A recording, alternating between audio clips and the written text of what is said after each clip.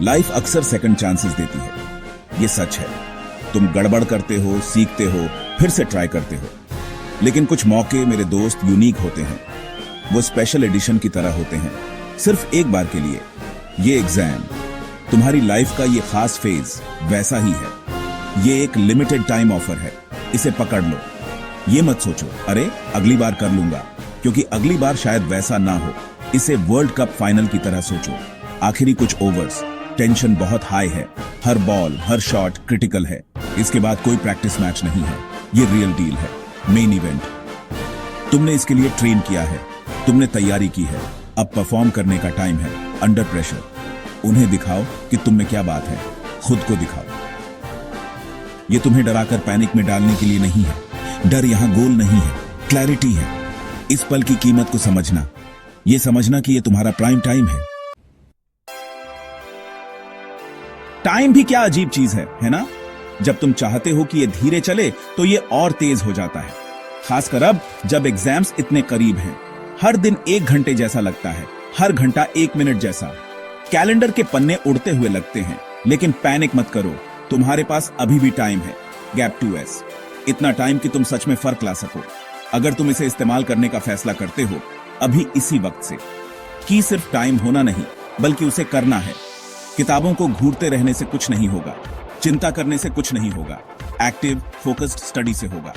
Smart work, बड़े chapters को छोटे छोटे पार्ट्स में तोड़ो। एक बार में एक कॉन्सेप्ट को टैकल करो, उसे समझो, सिर्फ रटो मत, क्लैरिटी का एम रखो। रोज थोड़ी थोड़ी प्रोग्रेस भी जुड़कर बहुत हो जाती है। ये बूंद बूंद से घड़ा भरने जैसा है। एक सिंपल टाइम टेबल बनाओ, कुछ फैंसी नहीं, जो तुम्हारे लिए काम करे, और उस पर टिके रहो। Allocate time for tough subjects, revision के लिए, प्रैक्टिस के लिए। कंसिस्टेंसी अभी तुम्हारी सबसे अच्छी दोस्त है। हर रोज अपनी पढ़ाई के लिए हाजिर रहो, एक जॉब की तरह। सेक्शन 4, मुश्किल चढ़ाई, सच्ची कहानियां, असली मोटिवेशन। ओवरवेल्म्ड महसूस कर रहे हो? लग रहा है कि यह बहुत ज्यादा है। यह बिल्कुल नॉर्मल है, तुम अकेले नहीं हो। हर स्टूडेंट जिसने कभी ऊंचा एम किया है ऐसा महसूस करता है। डर तो बस एक साइन है कि तुम खुद को पुश कर रहे हो, कि तुम अपने कंफर्ट जोन से बाहर निकल रहे हो। इसका मतलब है कि तुम्हें रिजल्ट की बहुत ज्यादा फिक्र है। तो डर को मानो, पर उसे खुद पर कंट्रोल मत करने दो। उसे और भी मेहनत करने के लिए फ्यूल की तरह इस्तेमाल करो। उस दोस्त को याद करो, या वो कहानी जो तुमने सुनी थी।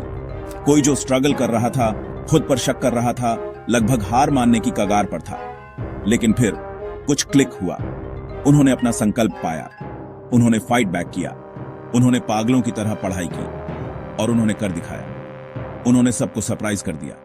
वो इंसान तुम हो सकते हो, वो कहानी तुम्हारी हो सकती है। तुम्हारे अंदर भी वही फाइट है। इस स्टडी पीरियड को पहाड़ चढ़ने जैसा समझो। ये खड़ी चढ़ाई है, ये टफ है। तुम्हारे पैर दुखेंगे, तुम्हारी सांस फूलेगी।